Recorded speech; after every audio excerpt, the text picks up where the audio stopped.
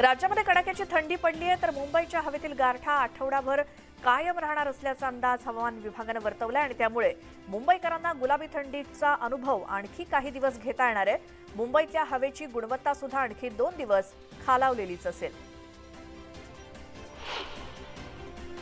पुण्यातील हवा दिवसेंदिवस प्रदूषित होत चालली आहे। स्वारगेट, शिवाजीनगर, कोथरूडमधील हवेची गुणवत्ता अतिप्रदूषित झाली आहे। त्यामुळे श्वसनाचे विकार होण्याची शक्यता असल्यामुळे तज्ज्ञांनी पुणेकरांना काळजी घेण्याचं आवाहन केलंय।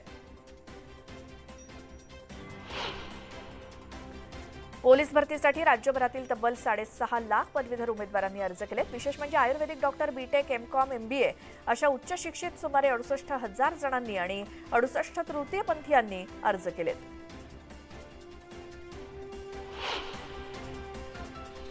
आपल्या प्रलंबित मागण्यांकडे रेल्वे मंत्रालयाचं लक्ष वेधून घेण्यासाठी रेल्वे कर्मचारी संप करण्याच्या तयारीत आहेत। सर्व मागण्यांवर चर्चा करण्यासाठी आज मुंबईमध्ये रेल्वे कर्मचारी युनियनची बैठक होणार आहे। देशव्यापी संपाची रणनीती ठरवण्यासाठी या बैठकीत चर्चा होणार आहे।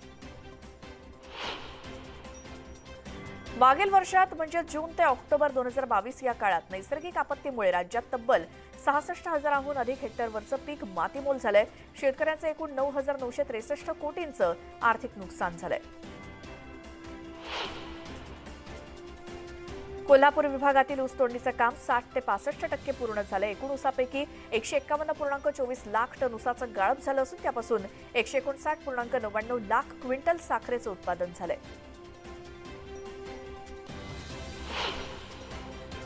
भिवंडीत अवैधरित्या रेती उपसा करणाऱ्या रेती माफियांविरोधात तहसीलदारांनी कारवाईचा बडगा उगारलाय।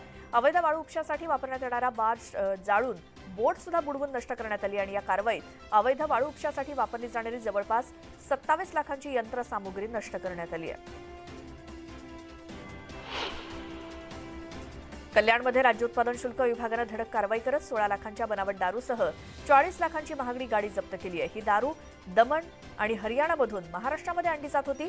या प्रकरणामध्ये एकाला अटक केली असून मुख्य सूत्रधार फरार आहे। दुभत्या जनावरांनी जास्त दूध द्यावं यासाठी बंदी असलेल्या औषधांचा वापर पशुधन पालक करतायत। पोलिसांनी गोदामावरती छापा टाकून औषधांचे 52 बॉक्सेस जप्त केलेत आणि या प्रकरणी पवारवाडी पोलीस स्थानकात गुन्हा दाखल करून एका आरोपीला अटक करण्यात आली आहे। वाहतुकीच्या नियमांची पायमल्ली करणाऱ्या खासगी ट्रॅव्हल्सवरती परिवहन विभागानं कारवाईचा बडगा उगारला। एप्रिल ते डिसेंबर या कालावधीत आरटीओनं 45,459 ट्रॅव्हल्सची तपासणी करण्यात केली आणि यामध्ये 9,109 ट्रॅव्हल्स दोषी आढळलेत। मुंबईतल्या टिळकनगर इथल्या अनेक तरुणी लव्ह जिहादला बळी पडल्या असून त्यांना आपला जीव गमवावा लागलाय। त्यामुळे देशातील 11 राज्यांच्या धर्तीवरती महाराष्ट्रात सुद्धा लव्ह जिहाद विरोधी कायदा तातडीने लागू करण्याची मागणी हिंदू जनजागृती समितीनं केली आहे। नांदेड जिल्ह्यातल्या शेलाळी गावामध्ये रेड्यांच्या टकरीवरून माणसांच्या 2 गटात जोरदार हाणामारी झाली। रेड्यांच्या टकरींना बंदी असतानाही महाकालीच्या यात्रेत टकरी घेण्यात आल्या आणि त्यातून ही हाणामारी झाली। मारहाणीचा व्हिडिओ सोशल मीडियावर व्हायरल झालाय।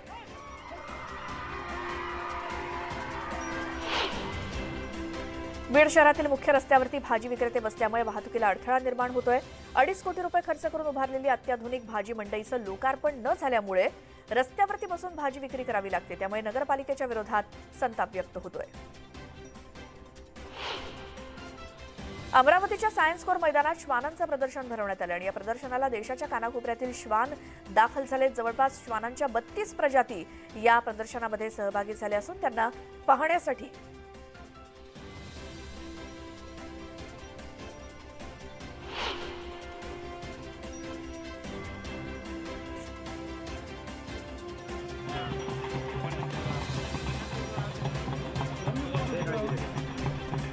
नांदेडमधल्या उमरीमध्ये हुंडा महालक्ष्मीचा यात्रोत्सव सुरू आहे आणि या यात्रेमध्ये कुस्त्यांचे सामने भरवण्यात आलेत। यावेळी जिल्हाभरातून पैलवान सहभागी झालेत आणि कुस्तीचे सामने पाहण्यासाठी गावकऱ्यांनी सुद्धा मोठी गर्दी केली।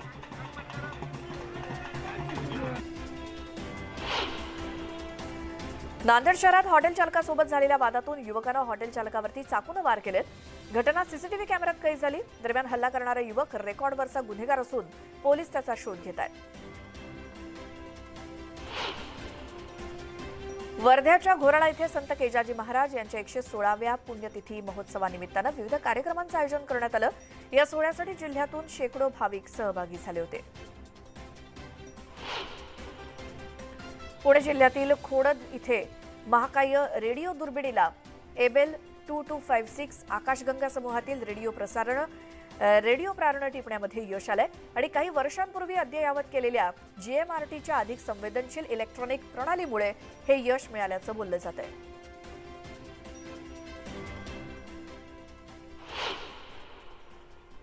यानंतर एक मोठी बातमी येते. भारतीय मानक ब्युरोनं नागपूर शहर, पुणे, मुंबई आणि ठाणे या ठिकाणी छापे टाकत बनावट हॉलमार्क केलेले 1.5 कोटीहून अधिक रकमेचे सोन्याचे दागिने जप्त केलेत. 6 ठिकाणी करण्यात आलेल्या कारवाईमध्ये 2.75 किलोचे दागिने जप्त करण्यात आल्याची माहिती मिळाली आहे. बनावट हॉलमार्किंग रोखण्यासाठी मानक ब्युरोच्या वतीनं कारवाईमध्ये वाढ करण्यात आली आहे. BISनं निर्धारित करून दिल्याप्रमाणे योग्य चाचणी आणि गुणवत्ता तपासणी न करता सोन्याच्या दागिन्यांवरती बनावट हॉलमार्किंग लावण्याचे प्रकार पुढे आल्यानंतर ही कारवाई झाली आहे. नागपुरातल्या इतवारीतील मेसर्स रिद्धी-सिद्धी हॉलमार्क या ठिकाणी छापा टाकण्यात आलाय. उदय तिमांडे आमचे प्रतिनिधी आपल्या सोबत आहेत. उदय, हे छापे टाकण्यामागचं कारण काय? खरं तर ग्राहकांना शुद्ध सोनं मिळावं आणि त्यांची फसवणूक होऊ नये म्हणून 16 जून 2021 पासून जे आहे ते केंद्र सरकारनं सोन्यांच्या दागिन्यावर जे आहे ते हॉलमार्क बंधनकारक केलं होतं. मात्र मधातल्या काळात BIS कडून जे आहे ते या सगळ्या गोष्टींकडे दुर्लक्ष झालं आणि त्याची परिणिती अशी झाली की अनेक बनावट सोन्याच्या दागिन्यांवर जे आहे ते बनावट हॉलमार्किंगचे निशाण जे आहे ते कोरण्यात आले आणि त्याची ग्राहकांना विक्री करण्यात आली. त्यामुळे मोठ्या प्रमाणात जी आहे ती ग्राहकांची फसवणूक झाली होती. हा आकडा कोट्यावधीमध्ये होता. मात्र त्यानंतर याची तक्रार झाल्यानंतर जे आहे ते भारतीय मानक ब्युरोनं म्हणजे BISनं जे आहे ती छापामार कारवाई केलेली आहे. त्यात नागपूर, पुणे, मुंबई, ठाणे या ठिकाणच्या 6 जागांचा समावेश होता. याच्यातल्या नागपूरमध्ये रिद्धी-सिद्धी हॉलमार्क सेंटरमध्ये, मुंबईतील messrs Shri Shankeshwar assaying and टंच, मेसर्स जय वैष्णव हॉलमार्किंग आणि विशाल हॉलमार्किंग या सेंटरवर जी आहे ती छापामार कारवाई करण्यात आलेली आहे आणि यामधून जे आहे ते मोठ्या प्रमाणात बनावट हॉलमार्किंगचं साहित्य जे आहे ते जप्त करण्यात आलेलं. जवळपास 2.75 किलोचे म्हणजे 2.25 किलोचे सोन्याचे दागिने आणि ज्याची किंमत सध्या मार्केटमध्ये 1.5 कोटीहून अधिक आहे असं हे जप्त करण्यात आलेलं आहे आणि इथून पुढे देखील BIS कडून जे आहे ती अशा पद्धतीची कारवाई केली जाणार आहे. मात्र एका बाजूने कारवाई केली जाते, मात्र दुसऱ्या बाजूने ही हॉलमार्किंगची जबाबदारी निश्चित नसल्यामुळे जे आहे ते सोन्याचे जे व्यापारी आहेत, सराफ आहेत, त्यांच्या याच्यात पिळवणूक होत आहे. कारण हॉलमार्किंग झाल्यानंतर ते दागिने शुद्ध आहे असं दुकानदार आणि ग्राहक दोन्ही ग्राह्य धरतात. मात्र या लॅबमधून जर अशा पद्धतीनं बनावट सोन्याच्या दागिन्यांवर हॉलमार्किंग होणार असेल तर नक्कीच यामुळे बिलकुल, आणि म्हणूनच ही छापेमारी महत्त्वाची मानली जाते. ग्राहकांच्या दृष्टीने ती फायद्याची आहे. धन्यवाद उदय दिलेल्या माहितीसाठी. यानंतर पाहूयात राजकीय वर्तुळातल्या टॉप 18 न्यूज. प्रकाश आंबेडकर आणि उद्धव ठाकरे आज दुपारी 1 वाजता पत्रकार परिषद घेणार आहेत आणि या पत्रकार परिषदेत त्यांच्या युतीची घोषणा होण्याची शक्यता आहे.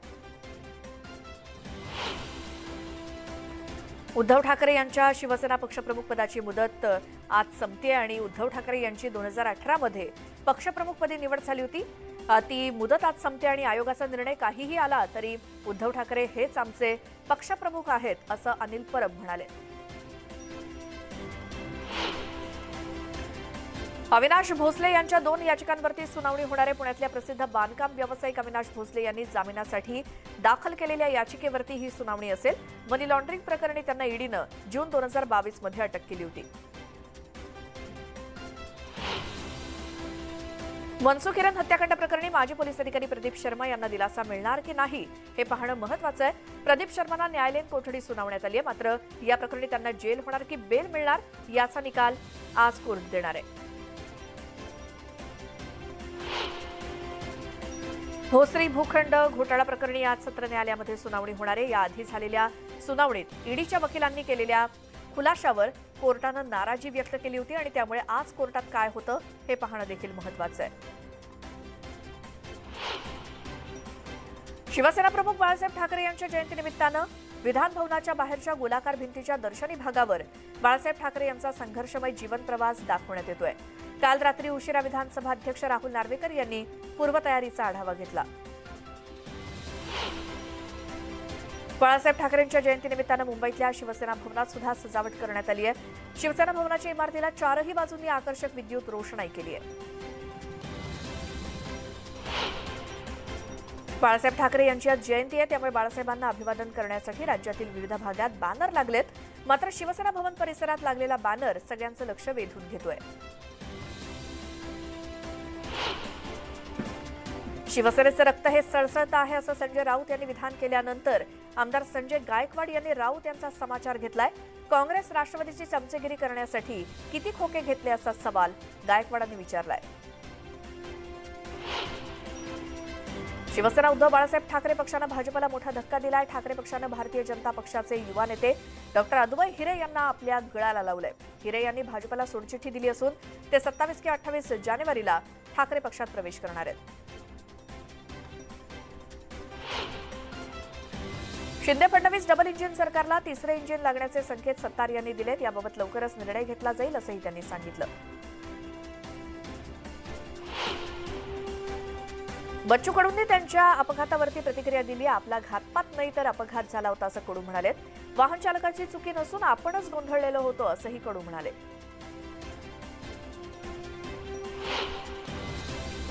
समाजवादी पक्षाचे नेते अबू आझमी यांनी औरंगजेबाला दयाळू म्हटल्यानंतर त्यांच्या पीएला आणि त्यांना जीवे मारण्याची धमकी देण्यात आली. यानंतर बुलढाणा जिल्ह्यातील शिंदे पक्षाचे आमदार संजय गायकवाड यांनी देखील औरंगजेबाला दयाळू म्हणणाऱ्या अबू आझमींना आमच्या स्टाईलनं उत्तर देऊ असा इशारा दिलाय.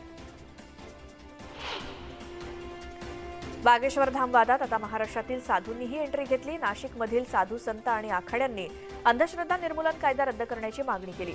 आज नाशिकमधील रामकुंड घाटावरती साधू संत एकत्र येणार आहेत. मुंबई पालिका निवडणुकीच्या पार्श्वभूमीवर भाजपनं जागर मुंबईचं अभियान सुरू केलं. या पार्श्वभूमीवर राज्यात आपली जागा निर्माण करण्यासाठी मनसेतर्फे घे भरारी अभियान राबवण्यात येते. त्यानुसार वर्सोवा विधानसभा मतदारसंघात जोगेश्वरी इथे सभा घेण्यात आली. सांगलीच्या तासगावमध्ये दिवंगत आर पाटील आणि खासदार संजय काका पाटील यांच्यातला राजकीय संघर्ष सगळ्यांनीच पाहिला. आता ज्युनियर पाटलांमध्ये सुद्धा सुरू झालेल्या जुगलबंदीनं पुन्हा एकदा नव्या संघर्षाची नांदी पाहायला मिळतेय.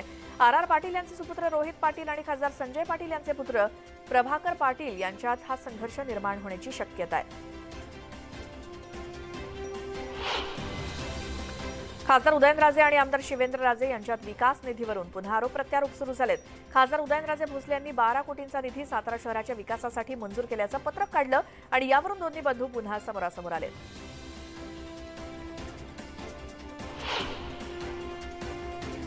मला कार्यालयासंदर्भात नोटीस आलेली नाही आणि आली तरी मी अशा नोटिसीला घाबरत नाही अशी प्रतिक्रिया अंबादास दानवेंनी दिली.